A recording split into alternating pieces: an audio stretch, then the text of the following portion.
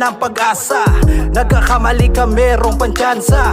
Huwag ka lang magpapadala, nakakadala kapag wala kang napapala. Nakakatamad, yan ang sasagi sa'yo sa isip. Sa laban ng buhay, talo ka kapag naiinip.